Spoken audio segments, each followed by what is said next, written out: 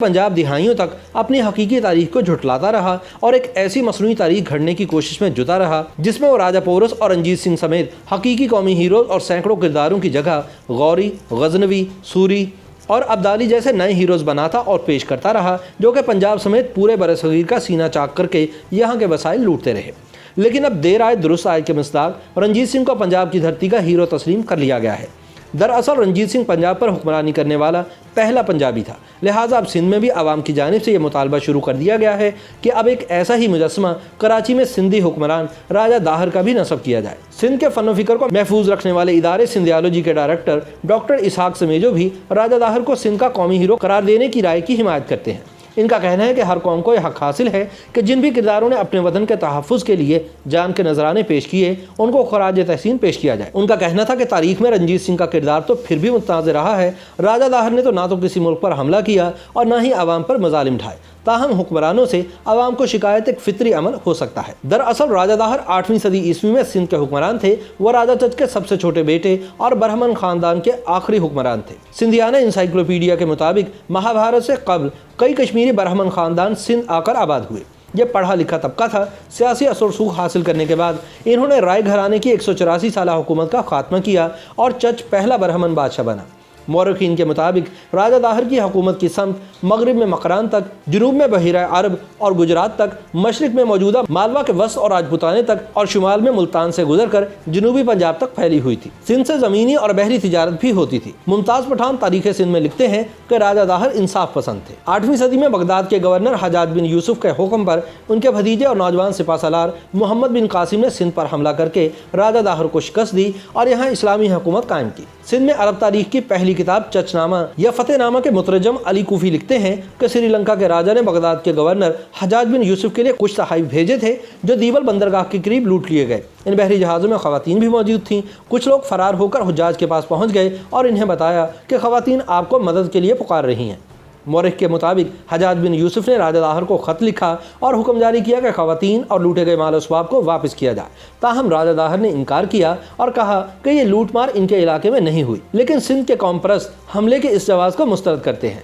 मारूफ सिंधी कौम परस्त रहनुमा GM सैयद ने सिंध के सूरमा नामी किताब में लिखा है कि हो सकता है कि बहरी कज़ाकों ने लूटमार की हो, वरना राजा दाहर को इससे क्या फ़ायदा हो सकता है। ये इल्ज़ाम तराशी है, वरना इससे कबल अरबों ने जो सिंध पर 14 बार हमले किए उसका क्या जवाब था।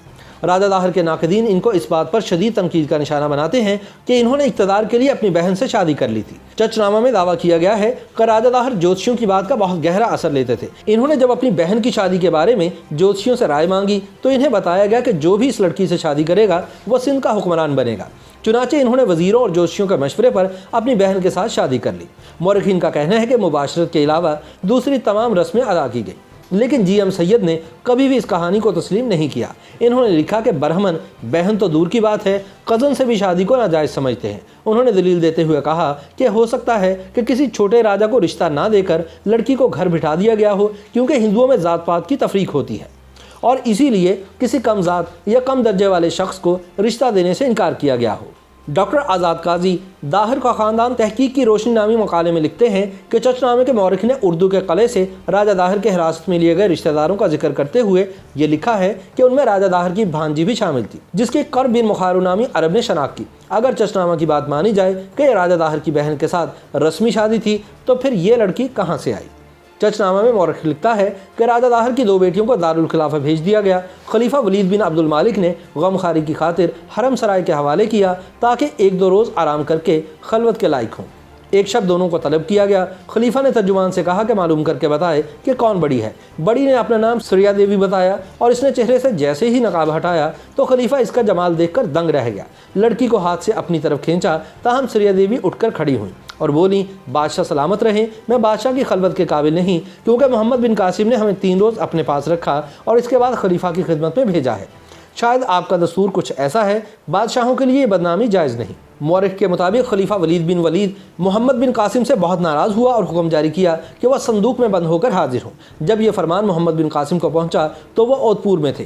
फौरी तामील की गई, लेकिन 2 रोज़ में उसका संदूक में ही दम निकल गया, लेकिन उसे फिर भी दरबार पहुँचाया गया। बाज़ मौरखीन का मानना है कि राजा दाहर की बेटियों ने इस तरह अपना बदला लिया। لیکن جی ایم سید لکھتے ہیں کہ ہر ایک سچے سندھی کو راجہ داہر کے کارنامے پر فخر ہونا چاہیے، کیونکہ وہ سندھ کے لیے سر کا نذرانہ پیش کرنے والوں میں سب سے اول ہے۔ راجہ داہر کے ہلاک ہو جانے کے بعد سندھ 340 برسوں تک غیروں کی غلامی میں رہا، اس وقت تک جب تک سندھ کے سومرا گھرانے نے حکومت حاصل نہیں کر لی۔ قوم پرست نظریے کے حامی اس موقف کو درست قرار دیتے ہیں، جبکہ بعض محمد بن قاسم کو اپنا ہیرو اور نجات دہندہ سمجھتے ہیں۔ اس نظریاتی بحث نے سندھ میں دن منانے کی بنیاد بھی ڈالی، جب مذہبی رجحان رکھنے والوں نے محمد بن قاسم ڈے منایا اور قوم پرستوں نے راجہ داہر کا دن منانے کا آغاز کیا۔ YouTube پر گوگلی نیوز دیکھنے کے لیے youtube.com کی سرچ بار میں googly news T V type کریں۔ گوگلی نیوز کے پیج پر سرخ رنگ کے سبسکرپشن والے بٹن پر کلک کرنا نہ بھولیے۔ YouTube پیج پر اپلوڈ ہونے والی ویڈیوز سے باخبر رہنے کے لیے بیل آئیکن پر کلک کیجیے۔ آپ کو ہر نئی ویڈیو کے بارے میں نوٹیفیکیشن موصول ہو جائے گا۔